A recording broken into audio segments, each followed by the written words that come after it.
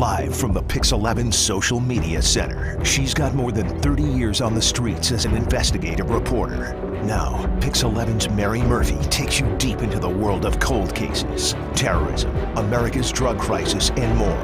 These are the Mary Murphy Files. Good evening. Thanks for joining us on Pix 11 Facebook Live. I'm here with my colleague, Ayanna Harry, and we're holding newspaper headlines today. And guess what? The Post and the Daily News have the same headline about the same person who is actually in our studio tonight. The headline on the Daily News, Wonder Bra. It's about that young woman from Brooklyn. She was at an event Saturday night and gunfire broke out. 12 people were shot. Absolutely. She survived thanks to her bra. It wasn't Wonder Bra. She's here with us tonight. We're going to be talking to Denasia Murdaugh. There's the picture. Incredible.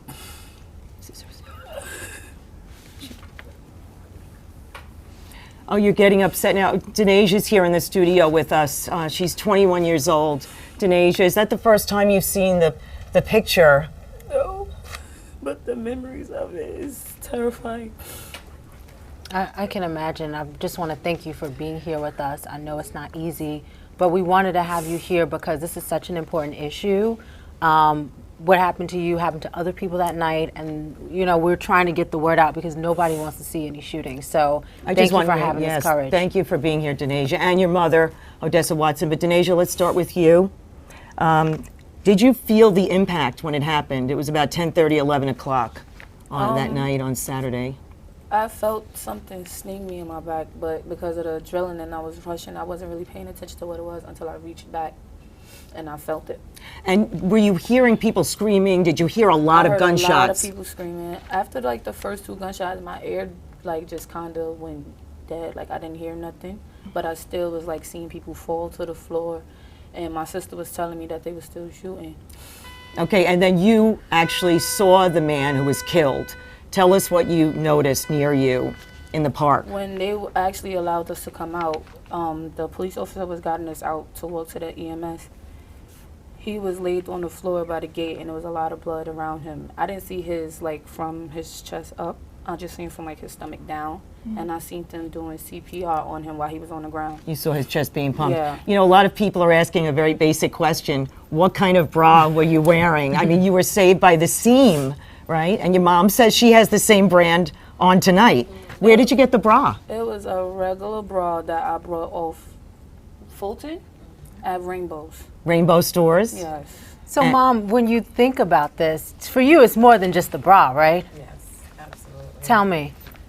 Pretty much, I know credit is given to the bra, but I give credit to God. For I know God has saved my baby's life. You know, it was so chaotic, and I was asleep actually, and just to wake up to a phone call like that is just like shaking. So I'm just grateful. And I've also heard that the doctors told you that that bullet, if it was not stopped by the seam on the bra, it could have hit your spine. Yeah, because it could have actually went deeper than what it was, but the way it hit, it went through like the lining of my jumper, and then it went through the lining of my bra. So are we looking now at some footage from Saturday night? Did you see all the police arriving and see all the bullet cards that were put on the ground inside the park? I started seeing the police arrive after, like, when I was sitting off to the side. It was some there, but they weren't like, they were just monitoring the scene and everything, but I started seeing a lot of them run from other directions as I was sitting there waiting for them to come rush me to EMS. This was Mother Gaston Boulevard, close to that location, Yes. the Old Timers event. Yes. And one of our colleagues, Nicole Johnson, was out in Brooklyn again today. The police are still talking about this, the commissioner and people who live in the area. Let's look at Nicole's piece from 5 o'clock today on the news. Marks the spot where the first shot hit one of 12 victims. The Old Timers block party in Brownsville will never be the same after gun violence sent people running for their lives.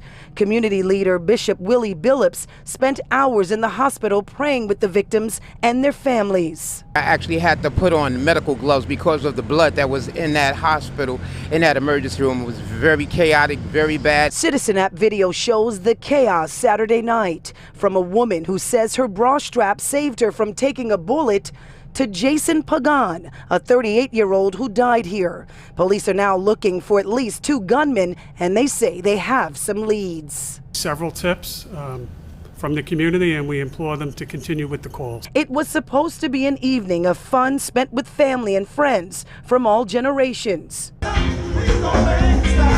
The Old Timers Block Party started back in 1963. Small at first, but over the years, it grew into a 2-day event for thousands. It's a great event. On Friday nights, there's 5,000 people. Saturday nights, there's about 2,000 people.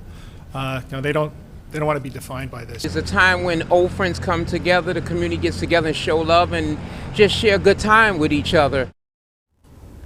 You know, we're getting a lot of comments from viewers watching us live, and Janice Cooley Lee wrote, "I was there, but I left at 9 o'clock. It was too much people confined in one area." Now, we're hearing there were 2,000 on Saturday night.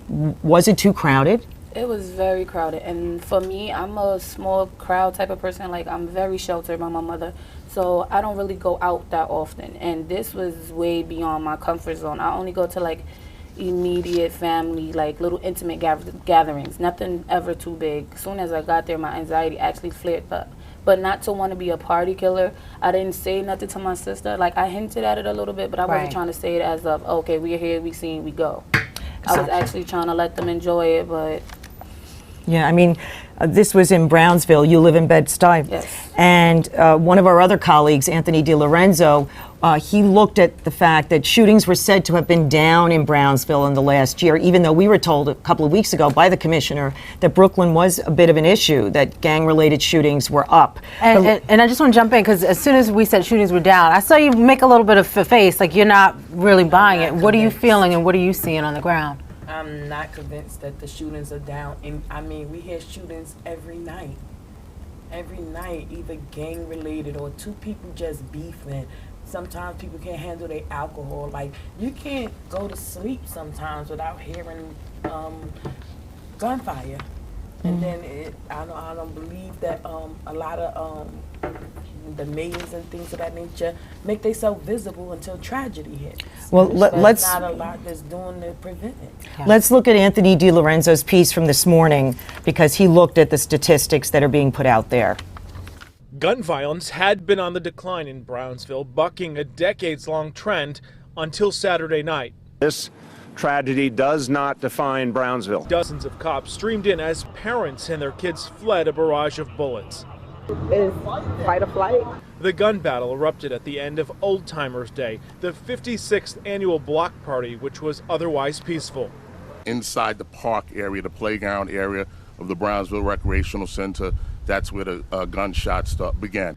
12 people were wounded. One of them, a 38-year-old, was killed. The hail of gunfire by 2 or more shooters, the result of a gang beef, according to reports. And we're sending a message to our people: put the guns down.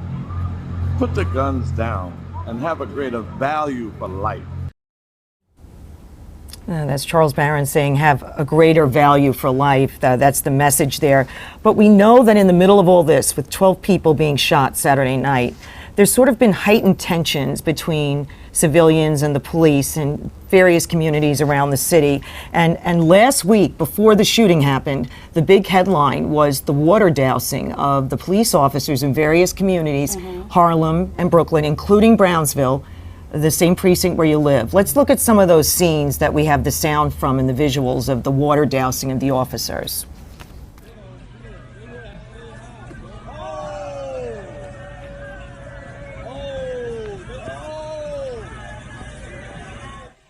Yo, they violated them. They violated them. No, they violated them.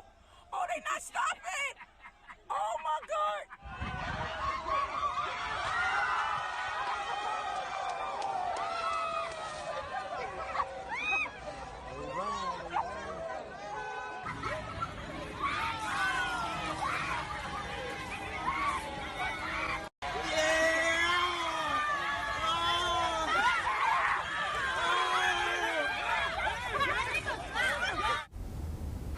I mean, a lot of police officers think that the water dousing is a sign of disrespect, and it's sort of indicative of a climate where they're not getting any respect for their jobs. The community has felt they're not getting respected. We know there was so much upset with the Eric Garner case, which I'm going to get to later. But first, I want to bring up a tweet that was put out after these water dousing incidents by the president of the Sergeants Benevolent Association. His name is Ed Mullins. He's kind of getting in a Twitter war now, sort of taking a page from President Trump, because he's tweeting a lot of his criticism of Police Commissioner O'Neill. He said that at this shooting the other night, afterwards, he received an email from a sergeant who was on the scene who called it a war zone. He said that the police officers were greeted with hostility, that some people were saying, "We wish you would die." So that's very, very hostile. And so there's a lot of concern about this. Ed Mullins, he's really being aggressive in the way he's tweeting about Commissioner O'Neill and the mayor. So I want to come back and show you what Commissioner O'Neill said today about his cops at a promotion ceremony. We have some of that footage. At its peak, there were 5,000 shootings. That's 13 a day. And today, it's about 2 a day. And how did we get here? We didn't get here because we don't know what we're doing. And everybody in the city needs to understand that. And there are going to be times when cops are disrespected. There's always a certain population out there that don't respect what we do, and we address it. That's who we are. We're not victims. Cops aren't victims. We're here to protect victims. You know, it's interesting, Ed Mullins was actually in Washington, D.C. today at the White House. He met President Trump. The 9/11 bill was signed there. But Commissioner O'Neill at this ceremony was asked afterwards by reporters how he would respond to the criticism by Ed Mullins on Twitter. So here's the response. So he's a bit of a keyboard gangster. We're here to keep the city safe. We're here to keep the cops safe. And if you want to second guess us and think we don't care about cops, man, you are dead wrong. You're in the wrong business. He should rethink his position. Okay, Commissioner O'Neill firing back. What do you make of that line, keyboard gangster? It's tough words. Obviously, Sergeant Mullins Ed Mullins from the SBA has been very vocal on the internet, and I don't know if that necessarily leads to better relations with people, because it's easy to say one thing when you're on social media and you're tweeting or you're behind a keyboard as opposed to being out there and working with people. It is definitely a tough environment. I don't know if social media and harsh words like that on social media are necessarily the solution. But again, I'm a reporter, so I'm kind of observing everything, but I'm watching things continue to escalate, and I think these harsh words on social media in any context never really seem to help. Okay. Right. So let's look at what we've had in the last week or two. We've had these water dousing incidents against the police. We've had 12 people shot in Brooklyn, in Brownsville, on Saturday night. And Ayanna, you've covered these protests with the community members out on the street, upset that a federal grand jury won't indict the officer from the Eric Garner case. Let's show some of the protests you've covered, and you can give your perspective. Sure.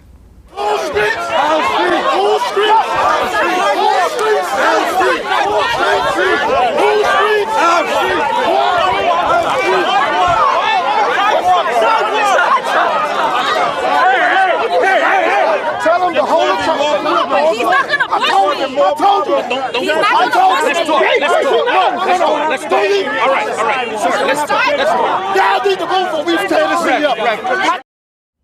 So, Ayanna, you were there. This reminds me of the climate from 5 years ago when there were protests on the Brooklyn Bridge and in Times Square, and then we had a tragedy happen with 2 officers. Yeah. What's your sense being out there? So I was there. That was outside of Gracie Mansion, and I want to be clear that I think the Garner protesters, they're not as upset with the NYPD at this point as they are with the mayor. And I think that's why one of the most volatile protests we saw was outside of the mayor's home.